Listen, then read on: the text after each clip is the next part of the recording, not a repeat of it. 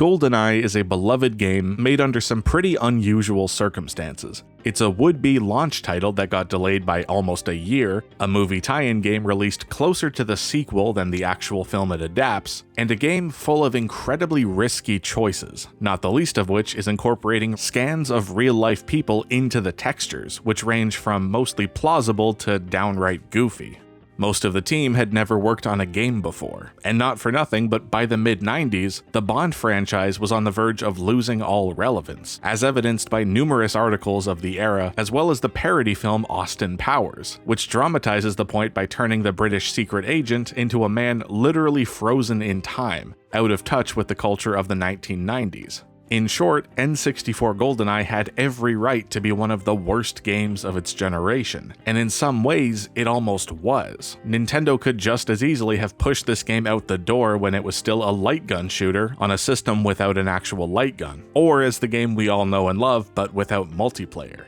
But somehow, as if by cosmic accident, a good thing was allowed to exist, and this version of GoldenEye hit store shelves in 1997. The impacts of Rare's adaptation are far-reaching in that almost every design choice would influence future games across genres, for better or worse. The eventual choice to include Mario 64-style objectives, made surprisingly late in development, marked a departure from the popular id Software model of games like Doom and Quake. And the infamous escort mission, a gameplay mechanic that has since become the subject of widespread discourse and general frustration, often framed as the most hated parts of otherwise great games, enters the public conversation in a big way with Bunker, although for my money, Control was much more egregious. GoldenEye was by no means the first shooter to incorporate objectives or have an escort mission, or establish narrative tone through chunks of flavor text between levels, but it's one of the most memorable FPS titles of the 90s due to its unique position of being a high-budget game for a first-party publisher, while also having a kind of indie DIY spirit that I can only describe as tomfoolery.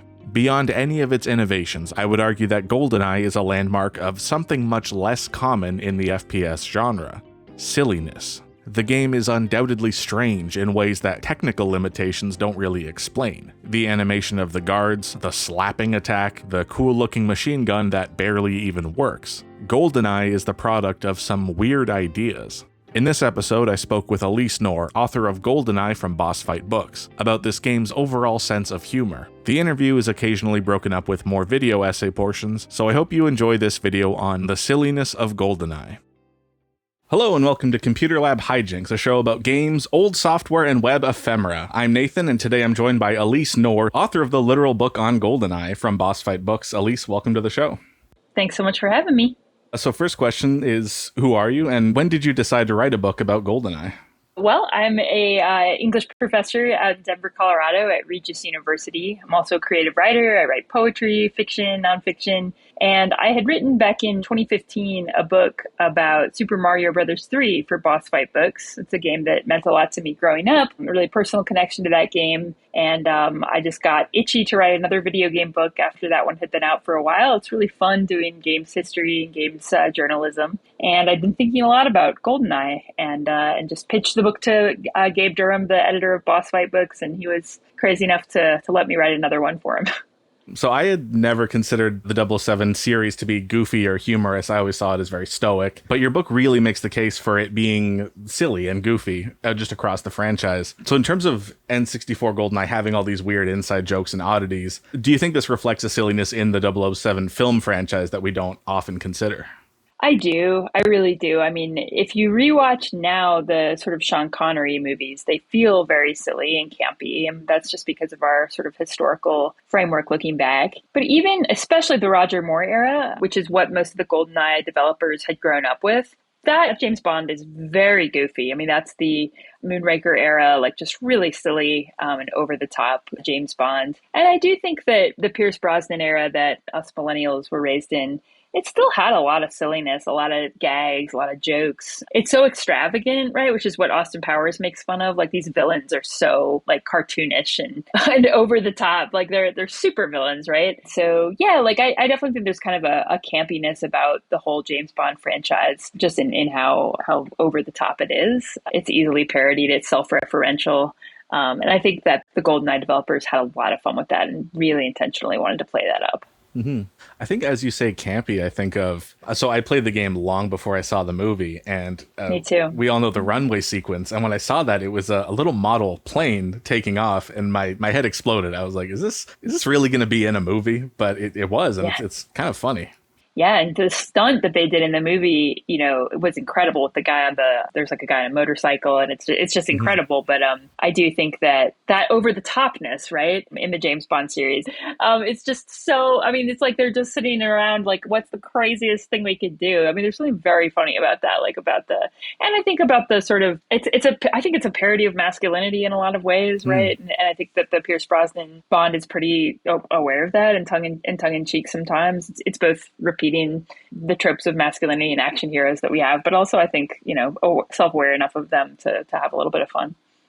On the note of the game, you mentioned in your book the British home coding boom and things like the BBC microcomputer. Do you think N64 GoldenEye has a kind of indie, kind of bedroom coding quality?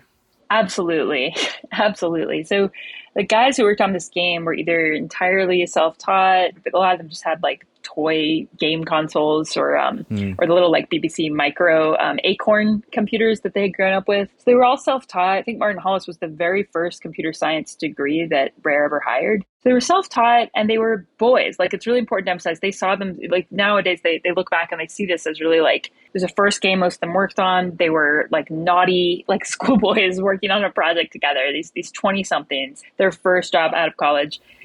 Brett Jones, the character designer, lied about his experience to get the job. He had never played a video game in his life, and now he's working for a game studio. So they were hilarious, and they loved playing, and they loved being together. And Rare at the time really fostered a sense of team camaraderie because they had these barns that each team would get its own barn. So there was a Killer Instinct barn, and there was a Banjo-Kazooie barn, and a GoldenEye barn. And your key card access was only for that one barn. You couldn't go see other people's work. You couldn't. So there was a kind of this competitiveness and this team camaraderie that they had. There's only 10 of them. And so they were really intimate.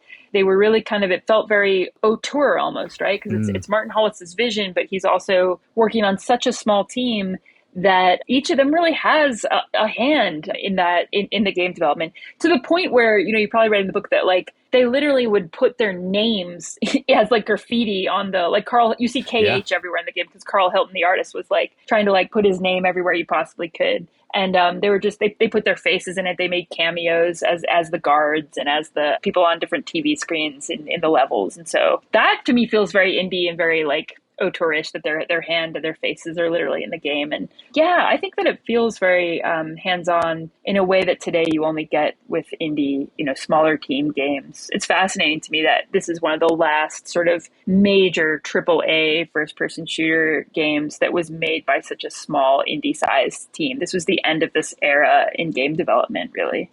See, I find that fascinating because you mentioned like AAA game development. I mean, a lot of stuff now is outsourced to other studios, and someone will work on all the NPC dialogue. Like there's still a vision, but it is diffuse, I suppose. And then GoldenEye is just so like all the intricacies and all the quirks of everyone on this team are pretty much in the game, which gives it, I think auteur is the right word. 100%. And, from talking to them, they just really liked each other and loved each other. They had dinner every week. They'd go to dinner at the same curry house, and they had this tradition, and they joked around, and they pranked, and they talk about it now. They're in their 50s, 60s. They talk about this time in their life and their career with such gratitude and nostalgia that they just feel so lucky they got to work on this game and they got to work on it together, and that it really felt like this kind of school project where like they kept pushing the deadline and getting in trouble with their bosses, and they were really coming of age together and learning about these things. They didn't know what they couldn't do or shouldn't do. They didn't know what a cliche in game design was. They just felt totally free to experiment, and the culture at Rare really helped that. So they worked really hard. They definitely had incredibly taxing hours, and they didn't have much of a life outside of the game at that point in time. But some of them now work for big publishers, or they've worked for Ubisoft, or they had more, I don't know, they talk about it kind of like alienating experiences working in the games industry after that, and just missing that sense of like warmth and intimacy that they had when they were working on GoldenEye. So a big part of the GoldenEye story, as you tell it, involves the team checking in with Mario 64 at various points. I love those sections of your book, and it was almost cataclysmic. It's like, oh shit, this is what the competition's up to. Do you think GoldenEye would have been a less ambitious game without the influence of Mario 64? And would audiences have even wanted that Virtua Cop 007 game? Absolutely. So the way that a bunch of them talked about it was that there's different things when they talk about it, but most of them are pretty sold on the idea that like they really just wanted to do this on the rails style shooter like Virtua Cop, and it was going to be pretty cookie cutter, like, you know, you're just pointing your gun at things and shooting. And then it was only when they saw Mario 64 and the ability to move fully around three-dimensional space that they realized, like, holy shit, this is what the N64 is going to be all about. We have to do it this way. So they were already over deadline when they realized this. They were already over deadline. And they had a game that was entirely on a spine, you know, on a track through the levels. I mean, there's early like footage of this at the Nintendo conventions. So they threw it all out and they like introduced the concept of a three-dimensional space really late in the process. And I think that, you know, Mario 64 felt so revolutionary to players, to game designers, because it was that first. And in a lot of ways, like the entire N64 was designed around that game. The controller for the N64 was designed for Mario 64 to play Mario 64. Sure, yeah. So then when the GoldenEye guys were developing their controls, you know, that was very much in their mind, was that, you know, how does the Mario game use the controllers, and how is a player who's familiar with the Mario controls going to do with our game? So that was always in their mind. Like the influence of Mario was always on their mind. And other games, you know, like they were playing, I think, some Mario Kart. They were playing a lot of Super Bomberman on the NES. The Super NES, and they loved that game. They were playing a lot of Network Doom. So Doom also was probably a big influence on the moving around in three-dimensional space, because that was of course they were already doing that. But I think Mario 64 definitely lit the fire under them. As I read through Alyse's book, I was struck by the very well-established sense that the development of GoldenEye was an important story being told by living legends. Hearing first-hand accounts of creative decisions is a weirdly cathartic thing. But for all the historical significance, there is also something inherently funny about how recent this all is. 1997 isn't that long ago, and as someone who holds the Rareware N64 games in high regard, it's funny that a 90s game with exploding computer terminals and weapons named after bra sizes would be worthy of this much reverence. But in my opinion, it is. GoldenEye, along with Quake 2, released the same year, marked a distinct change in the kinds of games we were seeing from AAA developers. It's hard not to see the way GoldenEye helped elevate the relatively small library of N64 games and find a direct connection to Microsoft's choice to gamble the entire Xbox brand on the potential success of Halo Combat Evolved. First-person shooters weren't just games that earned back their development costs, they could make or break entire hardware lines. And yet, for all the innovations and the cultural significance of GoldenEye, it was made under very modest circumstances. Alyse Knorr quotes developer David Doak as saying, "The young, inexperienced team felt like a mini company inside Rare, making an atypical game that no one really thought was going to be any good. The general feeling was that we were a bunch of students wasting time." I mean, that's the part of the book that really stands out to me, is that it feels so much like a documentary about important things that happened 100 years ago, and yet it is so recent. Did you have any strange feelings about navigating that? It is historical and it is very important, and these people are still relatively young. I mean, this was not that long ago. How was that feeling? It felt really wild because so when I read the Super Mario 3 book, it was all not that far away, right? So Super Mario 3 came out in 1988 and GoldenEye came out in 1997. That's only a very small 9-year period, right? But in terms of my life, when I started playing Super Mario 3, I was like a child. I was a toddler. And when I started playing GoldenEye, I was in high school and I played the game mainly in high school and college. The game came out right before the Columbine massacres. It came out right before 9/11. It was like when millennials were like coming of age. So it feels more recent, right? Just to like our nostalgia brains, but it's not, it's very old. So you know how like the 90s, like because of how old we are, like the 90s always feel like it was just 10 years ago, but it's not. At this point, it's like it was 30 years ago. So I'm teaching a pop culture class right now at Regis University, and all my students were born in the 21st century. And we're talking about like movie and TV and video games from basically like the 90s and aughts. And it's so weird, Nathan, because they will refer to like a text that came out in 1992 or something, and they'll be like, "Oh yeah, that came out in the 1900s." That's Whoa, what they say. I don't like that. That came out was that from back in the 1900s? Not 1990s, hundreds. That's how different it is to them. So because of my students being around, I get a lot of that now. I mean, I also have a 5-year-old, and the other day, my wife and I are co-teaching this class about pop culture from the 90s. And so we dug out our like CD binders to show the students and like an original iPod to show them like how we listened to music. Because we had explained to them, like, we watched the TV Guide channel so you could figure out what to watch on TV, or you had to call the movie theater to ask for the times. We're trying to teach them about the technology of the 90s and how you played games and how you. And so my daughter found our binder full of CDs. She's 5. She looked at us and said, "Mommies, did you have cars when you were a kid, or did you travel in a covered wagon?" Because of the discs. So yeah, I feel old all the time, but yeah, it's very weird. That insult is best case scenario, because the other possibility is your child could have just started throwing the discs, which is a pretty common response as well. Oh my God, that's so true. Like, what are these for? What is the point of them? Yeah, small frisbees. Incredible. I don't know if you have thoughts on this, but for me, like, I was born in the early 90s, and so to come to terms with the silliness of GoldenEye was interesting, because for me, it was the game we weren't allowed to play. It was so violent. It might as well been the Fincher movie 7. I mean, we had such reverence, such stoicism, and then to come of age and replay it, I'm like, oh, this wasn't a scary, horrible, evil game. This was actually like the slapping mechanics. Like, it's just so silly. Totally. I mean, that's childhood in general, though, right? Like, for me, the thing that I wasn't allowed to watch was Jurassic Park because it was like too scary, right?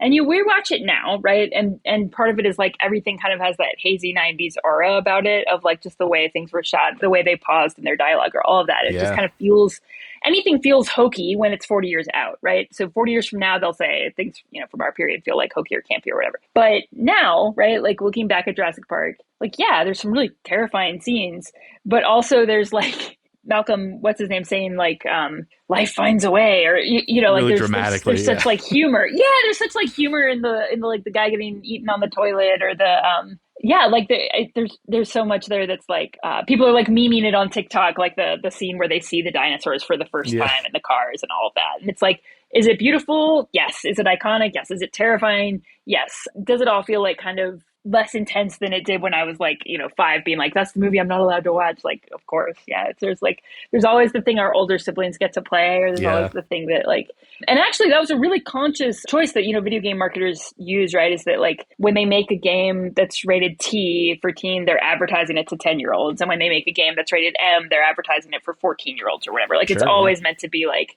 one bracket up or whatever. So that's super conscious. That's so funny. To that point, in terms of things that perhaps I was too young to even observe, so you introduced the Brosnan era of Bond as possibly being the first to address the sexism and the dinosaur aspect, is the word they use in the film, of the character. And I loved how you brought in Austin Powers and talking about the cultural landscape of the 90s and how Bond was viewed. Do you think the 007 franchise was in danger of completely losing relevance before the GoldenEye film? I do. And that was a big surprise for me in my research, honestly. I didn't know much about the Bond franchise before I started researching this book. Like you, I hadn't seen the movie. I hadn't seen any Bond movies until I played the game. It's just not something I grew up with. And I think it's because there was a big, big gap. Like, the longest gap in the Bond franchise is between the movie before GoldenEye and GoldenEye, right? So between the Timothy Dalton, least popular Bond, and the Brosnan Bond. And the studio was in trouble. The franchise was in trouble. It had really low ratings during the Timothy Dalton era, and the studio was running out of money. And I think that there was a lot of panic when you read the kind of historical reviews of the GoldenEye movie and the kind of like hype around it leading up to it. The people in the 1990s really saw themselves as this like era of political correctness. They use that term everywhere, political correctness. I think it was something about coming out of like the, hyper conservatism of the 80s into this like, Clinton administration, and like this, they're thinking about like women in STEM, women in positions of power. You had like Condoleezza Rice, you had all these kind of women in power. And so, yeah, they were like, the Cold War was over, right? So there's no more big bad Russia, and Bond, right, like doesn't have to go be a spy against Russia. And also there's computers everywhere and there's the internet. So why do we need a spy anymore? And there's so many anxieties in the GoldenEye movie, but certainly the like his sexism and misogyny was one of them. How can you have James Bond without sexism and misogyny? And how can you have sexism and misogyny in the 90s when everything is politically correct? So I love the way they tried to have their cake and eat it too in GoldenEye, which is that what they said was, our Bond girls are not going to be just helpless damsels, right? Like we're going to have Famke Johnson playing Xenia Onatopp, which like, great. It's like just another way of, it's another pussy galore. It's like hilarious. It's campy. It's sexist, but it's so much fun. She's squeezing men to death with her thighs during sex. It's great. But then we're also going to have, right? We're going to have Natalia, and she's going to be a useful Bond girl. She's not just a damsel. She actually can do this, like, at the time, extremely male-dominated profession of computer coding. And so that was really cool, right? Like, that, I think that was, like, actually really progressive of them and really, really neat and really interesting. And then you're going to have the Lady M. You're going to have Judi Dench playing M for the first time. And they're basically trying to have her call out Bond as she says, "You're a sexist, misogynist dinosaur." And she calls him out. So the film gets to show that they're self-aware they're doing this, but then they can just do it anyway. They still do right? it, Like yeah. he's still... Yeah, so it's like, they tried to have it. It's very interesting. That's an interesting writing decision in terms of characters, is that Bond is not the only character in this film. And I think that whether it's perfectly done or not, it's a pretty smart decision. Like, let's make the women in this film more interesting characters, or they're doing things that, as you say, are like male-dominated professions. I think that was the right move, I think.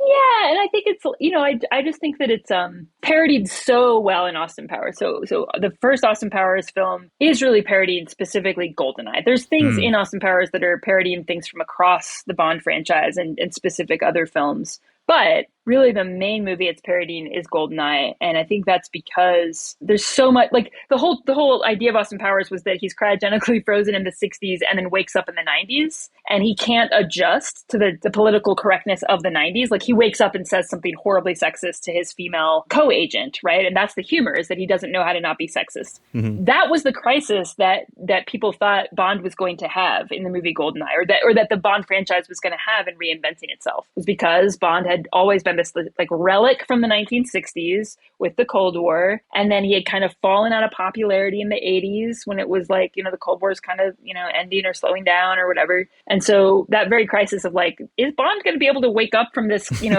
kind of like allegorical, like cryogenic sleep that he's had and make it under the Pierce Brosnan era? And I think obviously he did, because now we have all these other games. But there was a generation of people who really didn't give a crap about Bond until they played GoldenEye. So that's why I think that the game made him relevant again for a whole new generation. I would definitely agree. I mean, for me, because oh boy, this is a terrible sentence. I was in film school around the time that the more serious Bond films are coming out, like Skyfall and things like that. And I just thought, like, get real. A film about a guy with cool watches and cars. I'm like, what century is this? But I think you're right. Yeah. Like the GoldenEye game especially, it really keeps it alive in a meaningful way.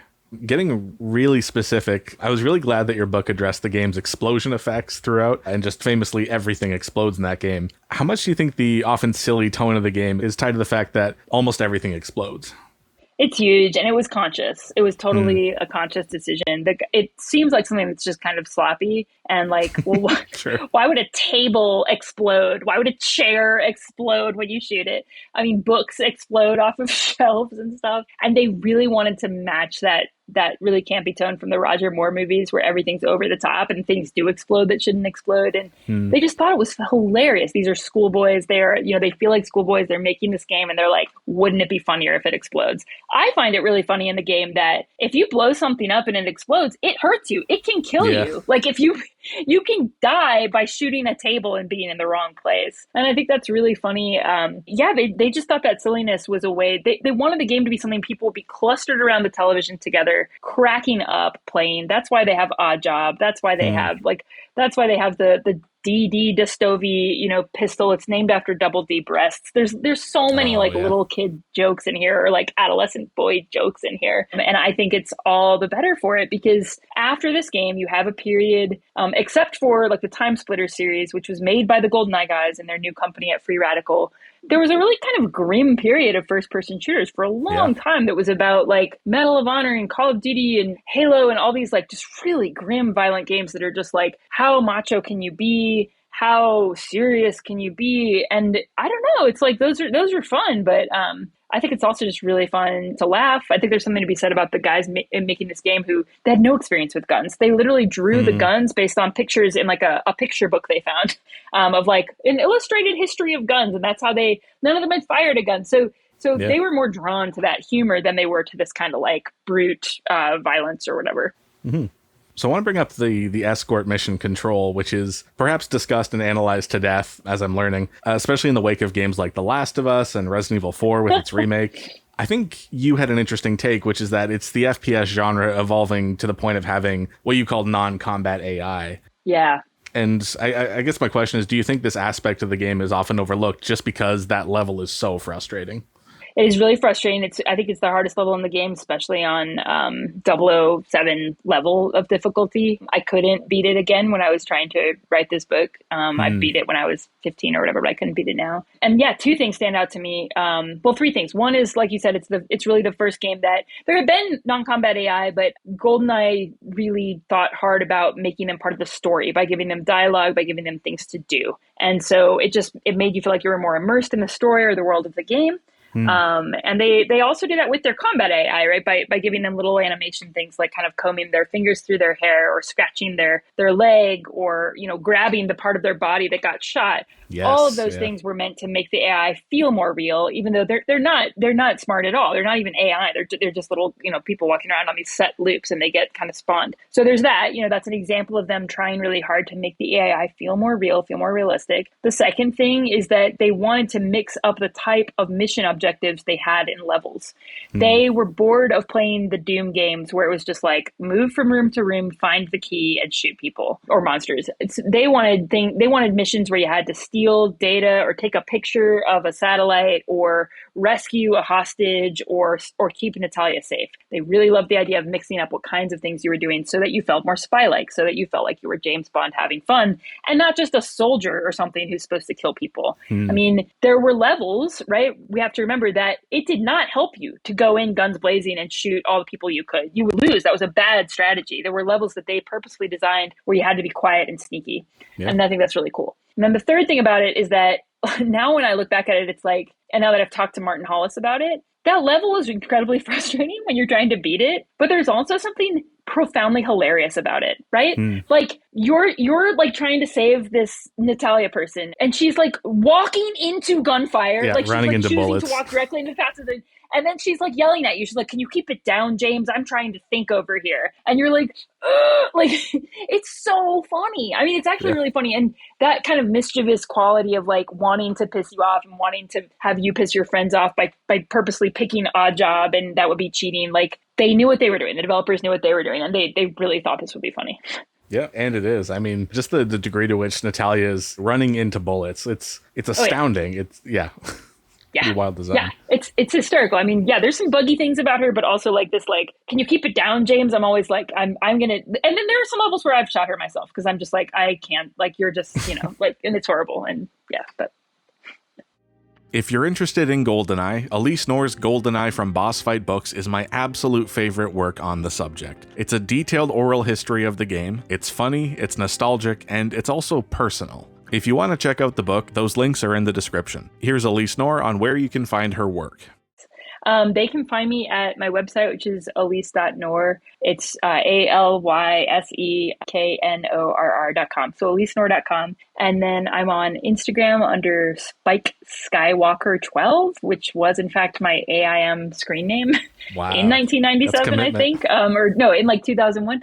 And then I'm on TikTok under at Alyse Knorr. And I do a lot of video games history Q&As over there, especially about GoldenEye and Super Mario 3 or the early Mario series. So people can ask me questions and I'll do my best to answer them and hunt down stuff to show. But I would love to hear from anyone. I also, my Gmail is alyse.knorr@gmail.com. Alyse, thank you for being on the show. Thank you so much for having me. This was an absolute blast. I really appreciate the opportunity. This has been Computer Lab Hijinks. I'm Nathan, telling you to keep your files safe, keep your passwords managed, and for goodness sake, don't click on any strange links. Also, the hand that rocks the cradle rules the world. We'll see you in a week.